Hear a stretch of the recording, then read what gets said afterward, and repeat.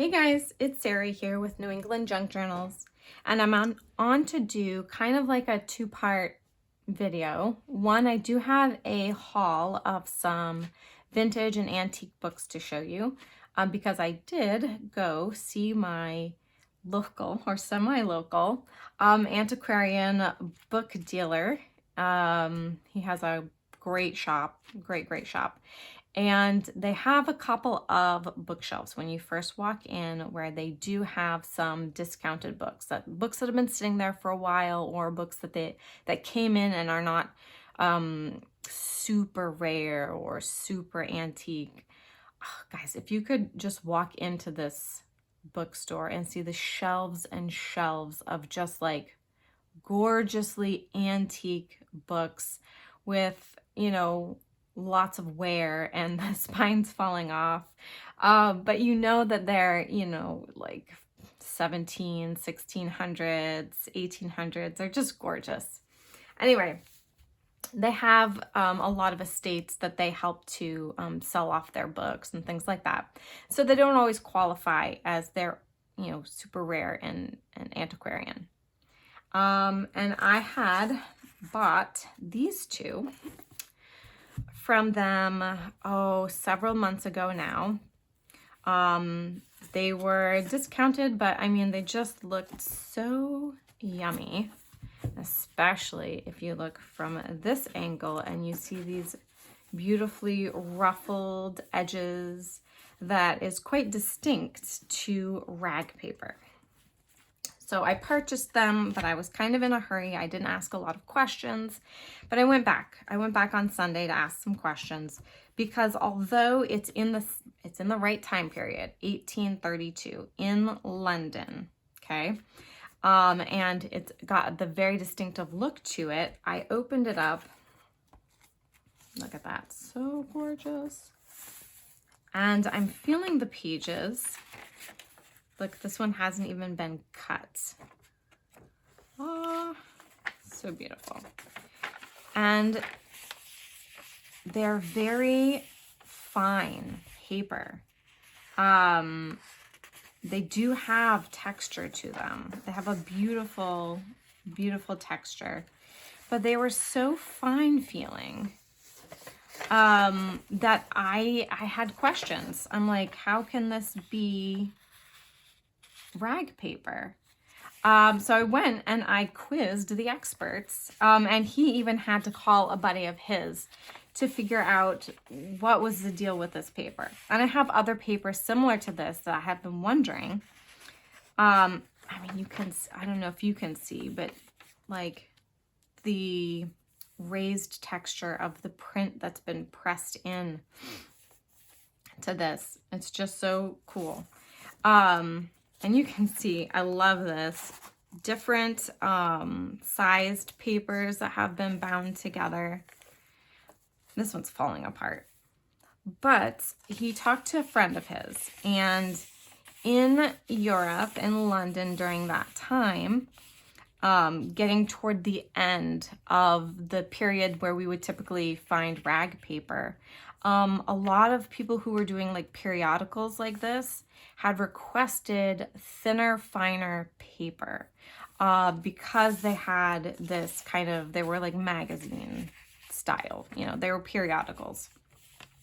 And so what they were doing is they were beating the fibers much thinner and finer to be able to accommodate them. They wanted to have nice thin paper to print on. They were also using alum as a sizing ingredient to help with this, to get it like nice and fine. I think they sized it with alum and gelatin, if I'm not mistaken. Depending on the amount of alum used depended the integrity of the paper as it aged. The more alum they used, the less the paper retained its integrity. So these are really nice. They're very, flexible. And during the 1830s, early 1830s here, they would not have been using wood pulp at all in their process. That didn't start until at least around the mid 1840s. So it is indeed rag paper. It is very, very nice. It's got this beautiful kind of deckled edge on it. You find some of them deckled, some of them are shorter. I love these old ones. They've got such variety. There's a little bit of foxing on some of the pages. So yeah, I was super excited to find out that this was indeed rag paper. This one, which is really, really coming apart, this is going into my antique paper pack bundles pretty much immediately. I've also got 2 or 3 other books that I've already taken apart that are going into them. So you can find those on the Maker's Market. I do have those that you're going to get. I think it's 50-ish pieces of paper, if I'm not mistaken. It will be more, actually, because I'm always adding to it. So there's already some stuff that's suspiciously rag paper. This I know is, and is going inside. This one I think I am going to put up on the Maker's Market as is. It also, I mean, it's just slightly in better condition as far as the binding. It's still pretty well bound in here. But let me show you what else I got. Oh, and he also said to look up, I think this is Kathy Baker. The handwriting is a little bit hard to read, but I believe that's what he said. So I'll be looking her up. I believe she was an authority on rag paper and paper making. So super excited about that. He also had some of my favorite things, beautiful books. He had this set here from Arthur Scott Bailey with these beautiful front illustrations. The Tale of Kitty Katydid and the Tale of Jolly Robin. These have just a couple of plates in them, I believe. No, this is one of them. It's from 1917. And this is like very stiff wood pulp paper. This is, there we go. I know there's another plate right there. But the cover is so pretty.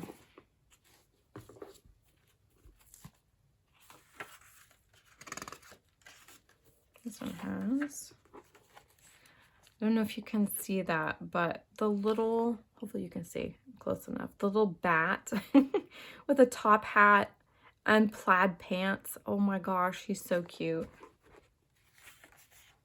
It's from 1918. I'm trying to see if I had another plate in it too. It might have, but these pages are so sturdy and thick. I think when I do take this apart, these are going to be the bases of some journaling cards, just because they're so nice and solid. It's almost pretty much cardstock quality paper. So there was those two. There was also these two Barnes's New National Readers, number 3 and number 4. I told him, and he laughed at me too, but like, just, you know, like a friendly chuckle. But I told him that these readers and stuff, they were like catnip to me. I could not like go in, see them, you know, on sale and not pick them up. They're just gorgeous. This was definitely worn on the outside, significantly more than this one is.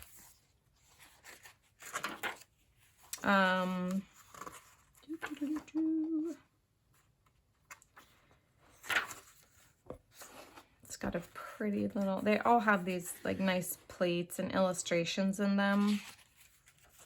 Looking for a date. Okay, 1884 is the copyright on this one.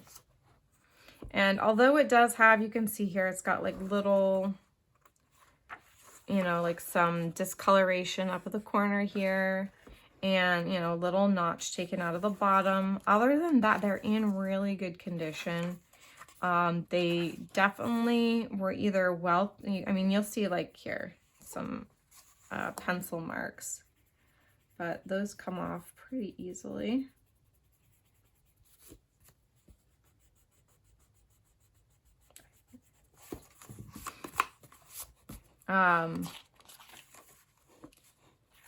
But I don't know if you guys find readers, but for me, in most of my experience, I've found them like really well loved. Like they pass through the hands of many, many, many, many children who have either, you know, they've been ripped or folded or written on. So I like finding these, especially when they're in this good a shape. There's just, I don't know, there's something about them that I really, really love. So that's in really good shape. This is number 4.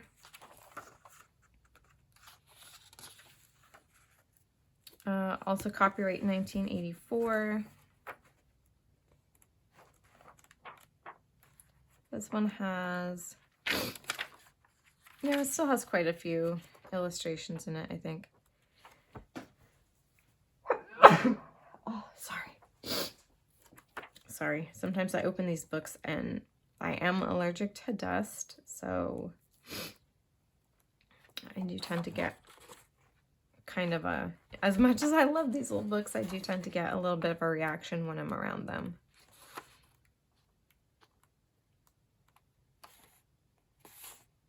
Oh, look at that, some giraffes and maybe a cheetah.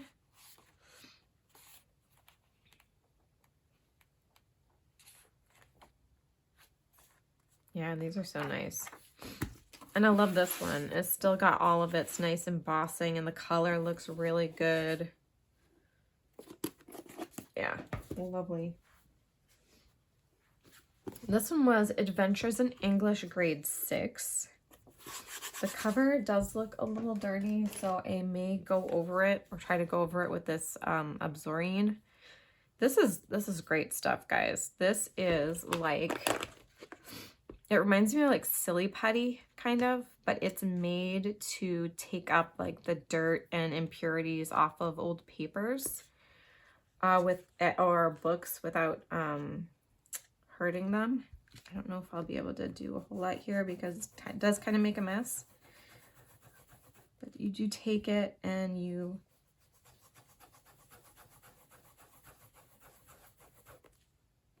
do gently rub it. And it will take a lot more time than I'm going to give it in, you know, this video.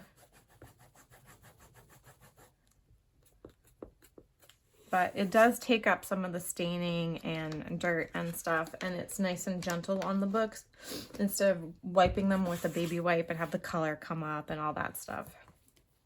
So this was cool. Adventures in English. This is by David Sinclair Burleson, and copyright is 1941. Oh, 1940 on this side.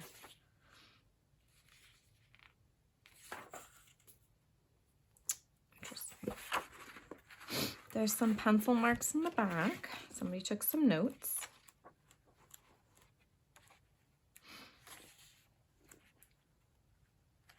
It's got a mixture of black and white images and some color images. They're really pretty.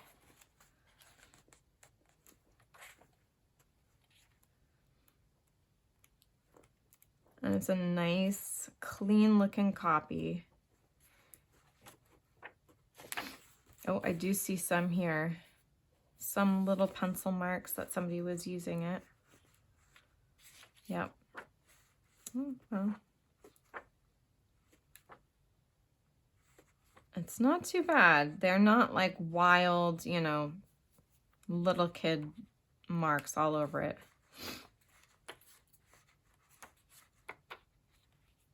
Oh, that's so pretty. Yeah, that was a fun one. This one was Lippincott's new series 3rd reading book. Looks like there's a little tiny bit of bubbling on the back.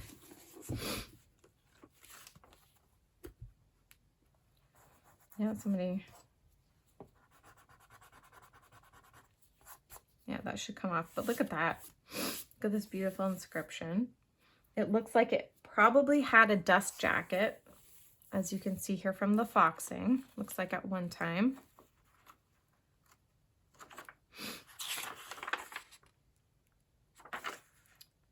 $18.90 is the copyright.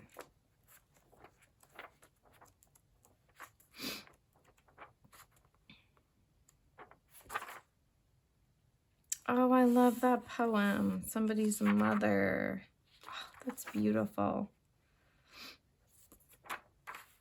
Oh, I used to read a lot of classical poetry when I was in high school.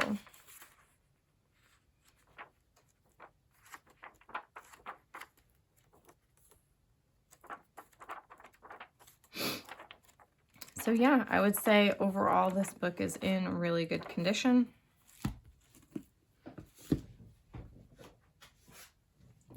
They had a couple of Baldwin's readers, second and third year.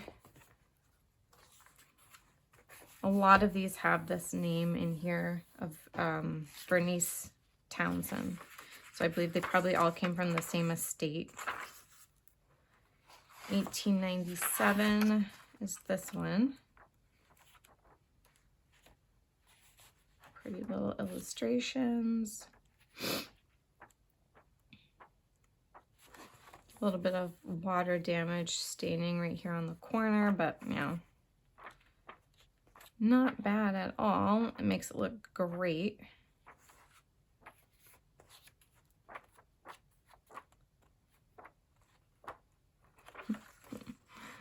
Yeah, cute.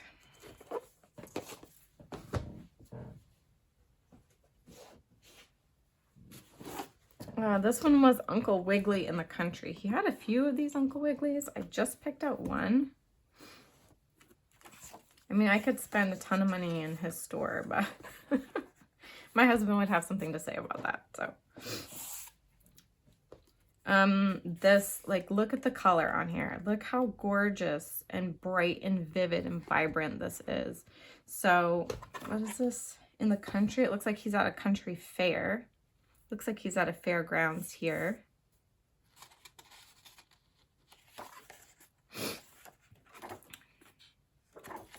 Copyright 1916 and 1915. No, nope, that's not it. I'm sorry. 1916 and 1940. That's the copyrights on these. And there are a few of these beautiful, beautiful looking plates here. It's got some soup here. This is what makes me think it's a fairground, is these balloons in this basket. But maybe that's his vehicle. An airship. Yeah, it talks about an airship in here. Let's see. Another interesting picture of him making pudding. So he's saw a lot of food in this book. There was ice cream, and then he had a soup. Now he's making some pudding. And a birthday party.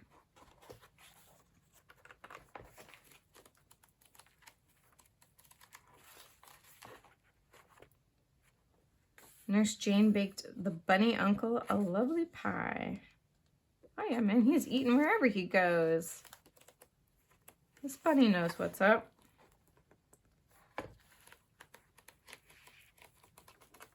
Yep. This is probably the best looking copy of any of the Uncle Wiggily books that I have. I think I have one or two others of this. I think I have two others of this. But yeah, looking good.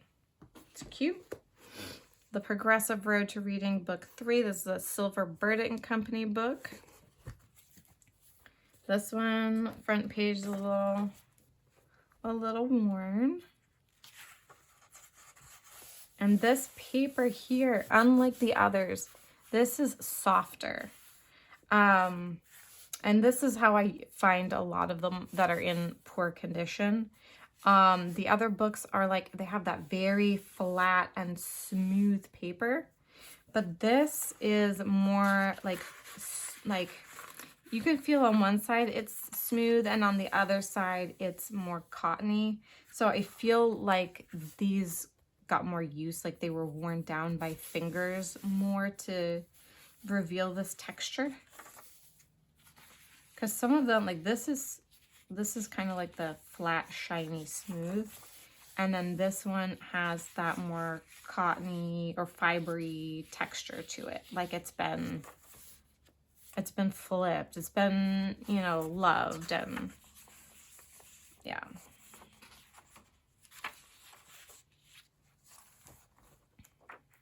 Although even in saying that, like this is not in bad shape, this copy. I should one day get out some of my more tired copies and you'll see what shape they're in. They're really, really terrible. There's still stuff that can be salvaged from them, but they're rough looking, like very rough looking. This one, I did see a tear on the bottom of a page and some wrinkling, but still, again, this is in good condition.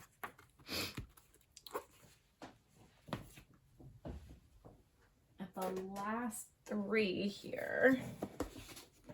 This one is Enjoying English. We have this print of like this library with people sitting at tables and chairs. This is Enjoying English grade 8, I believe, or number 8. I love the colors inside here. This is copyright 1953.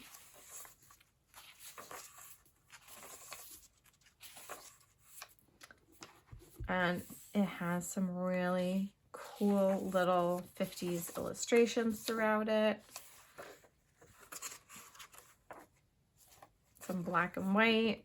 Am I in frame? I hope I'm in frame.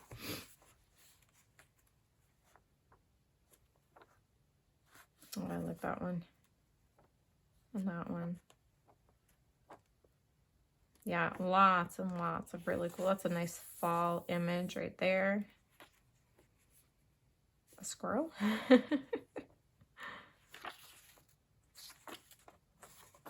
Yeah, pretty books. And again, these have been used, but used properly. You're not going to find just random scribbles, at least not that I've seen.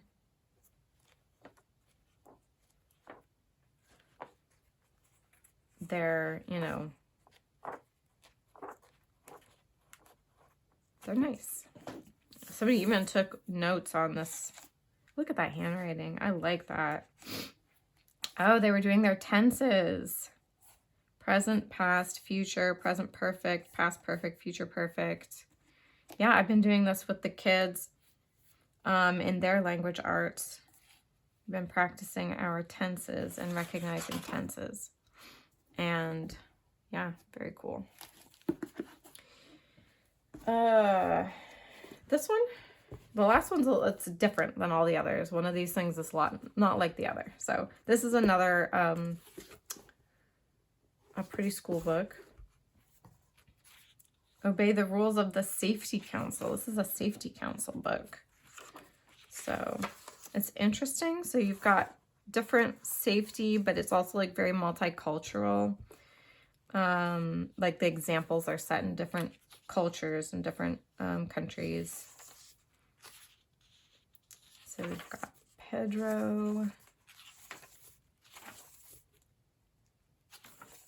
And I think that's more countries than that though.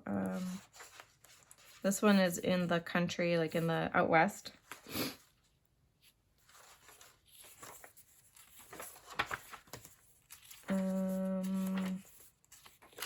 With Patty. Talking about chimney fires. All kinds of interesting stuff in here. Fun for everyone.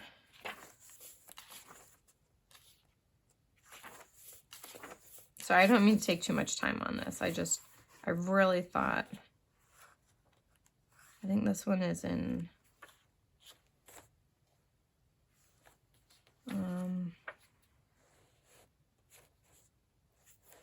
ice skating. Okay, here we've got one in like Sweden.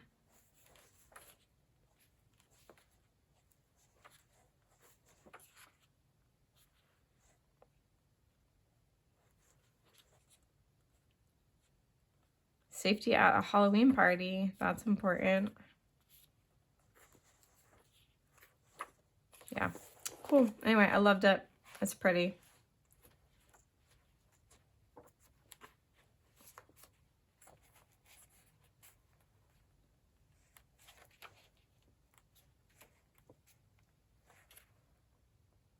Oh, and a flood. Happy vacation. Secret cave.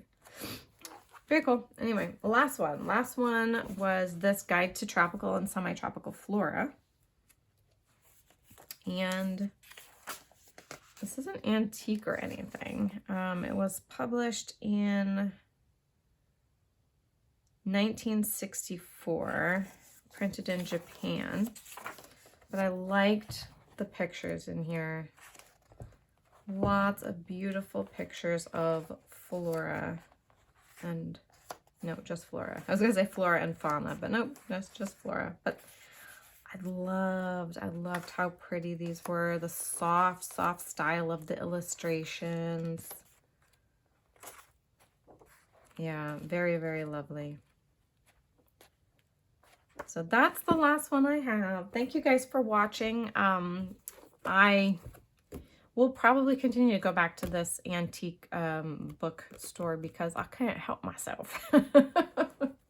That's the long and short of it. But I was excited to find out that those were actual rag paper pages. I had really thought they were. Everything was kind of pointing toward that, but then just feeling the texture, it was a little bit different than like a couple of other examples of rag paper that I've actually handled. So very, very cool. And that means that there's a big possibility that some other books that I have in my collection are in fact rag paper, taking all those things into consideration. So thank you guys. This is, I don't think this is going to be a Thrifty Thursday video. I think I'm just going to post it today on Wednesday. Yeah, why not? I'll just post it right away. I do have a lot of videos that are backlogged that need to come out, and I'm just too lazy to schedule them. But I'm going to get on that. I'm going to get on it. I'm going to get them scheduled so you guys can see. I'm going to try to balance like my YouTube videos with my lives on the Makers Market to get a good balance so it's not all one thing or the other. But thank you guys for joining me. Come back again soon. I'll have more yummy books and vintage items, different hauls, and maybe even some crafting. You never know. So God bless you all, and I'll see you in the next video. Bye.